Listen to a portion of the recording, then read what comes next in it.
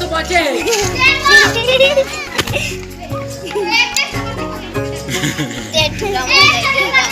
देखा भाई ऐसा पल्ला भागी से लगा